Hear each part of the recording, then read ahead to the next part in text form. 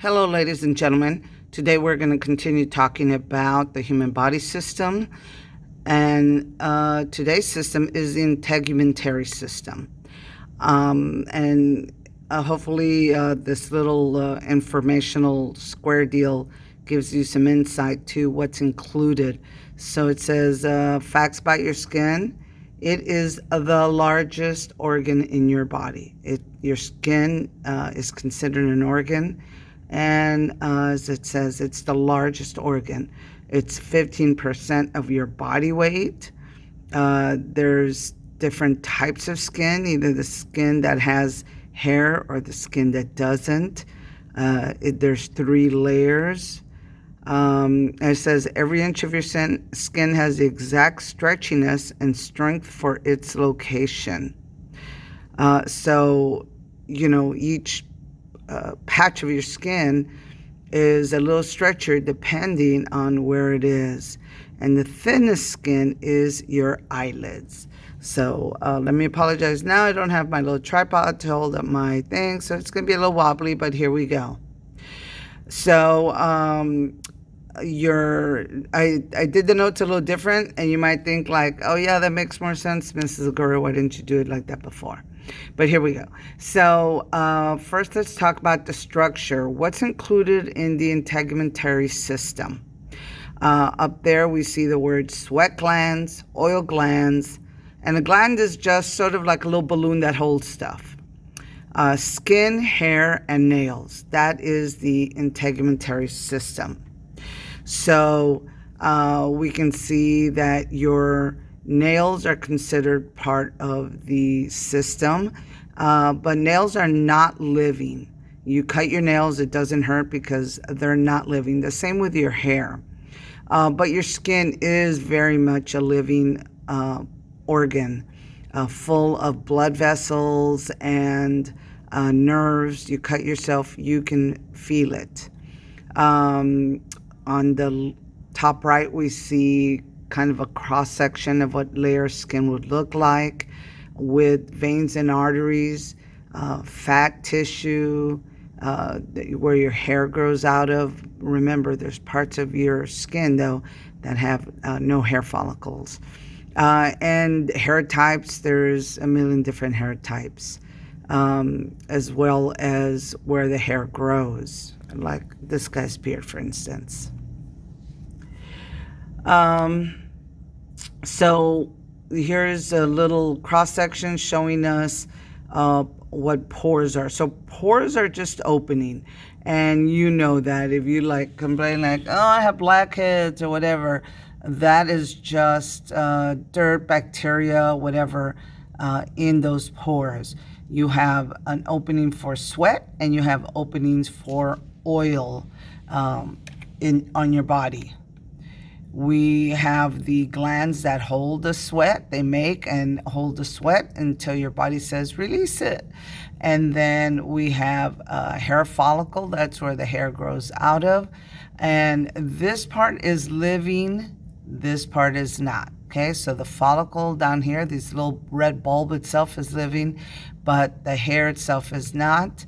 And then we also have on this other side an oil gland.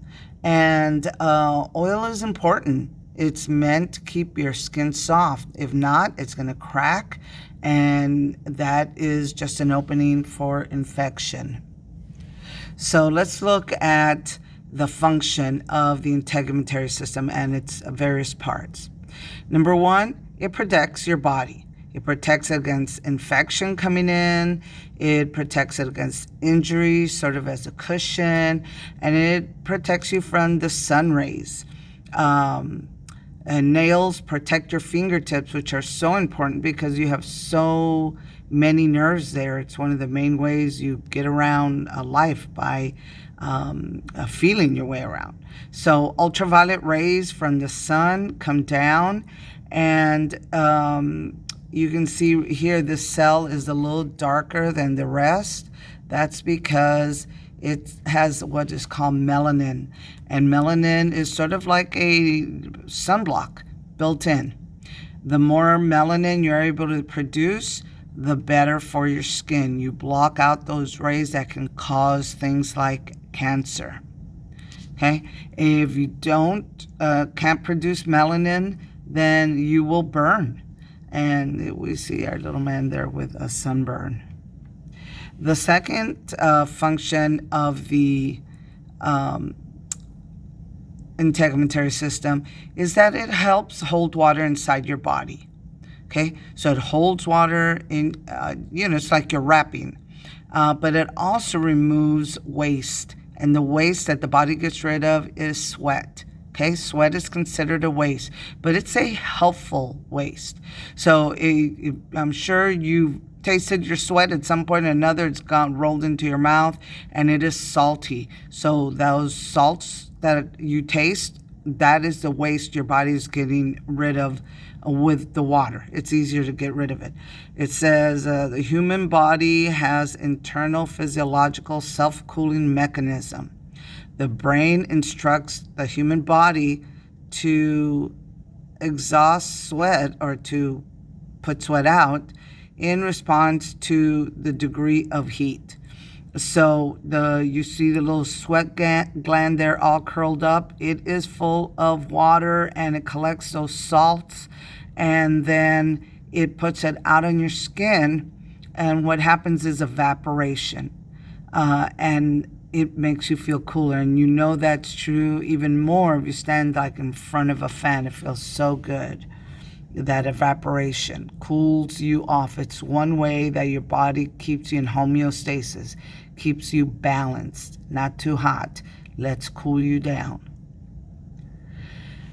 And then a really important function of your skin is to help regulate your body temperature. So all over your body, you have these little holes called pores. This says if you are cold, your pores are going to close up so the heat doesn't leave your body. So the heat stays inside your body and keeps you warm. If you're hot, the pores are going to open up, and that's going to allow sweat to come out and cool you down. This is a really big homeostasis activity, I guess you would say, that happens in your body. It keeps you in balance. It keeps your body temperature in balance. And so here's an example of why you get goosebumps when you're cold. So you see that little red muscle. When you're not cold, everybody's just laying around. But when you get cold, that muscle is going to tighten up. You can see how it got shorter. It's going to pull your skin together and close up those pores. So I know people think like, oh, I have goosebumps, my hair is sticking up. Your hair follicle never moved. What moved was your skin. Your skin tightened up to close up those pores. And you know, if you wear rings during the summer, sometimes they don't fit. During the winter, they fit just fine because your skin tightens up, and even to the point where it makes your hands a little smaller. Okay, so important homeostasis role that the skin plays in keeping you warm when it's cold, or hot when it's cold, or warm when it's cold. Is that right? You'll figure it out. You understand what I'm saying. Alrighty, so who or what does the integumentary system interact with? What other system? Well, it definitely interacts with your nervous system because you have nerves all over your body. Now, there are places in your body where you have more than others. Your fingertips, for sure, you have more nerves there within the skin layer. Your lips. So there are certain parts of your body that have a lot more nerves, so it interacts with your nervous system. It's also, your integumentary system is also part of your excretory system. Excretory system gets rid of waste. Just like your digestive system does, so does the excretory system, and in this case, it is sweat. And lastly, I have the circulatory system works with the integumentary system because the skin is full of veins and arteries. So just like it's full of nerves and nerve endings, it is also full of veins and arteries. And you know that. You cut yourself, you're going to bleed. There's some parts of your body that are more prone to bleeding. You have more vessels than others. But pretty much anywhere in your body that you have some kind of cut or puncture, there's going to be bleeding, because those arteries are taking oxygen-rich blood to your cells, and the veins are taking away the used up red blood cells back to the lungs to get refilled with oxygen. All right, that's all I have today, but we do have some videos to watch.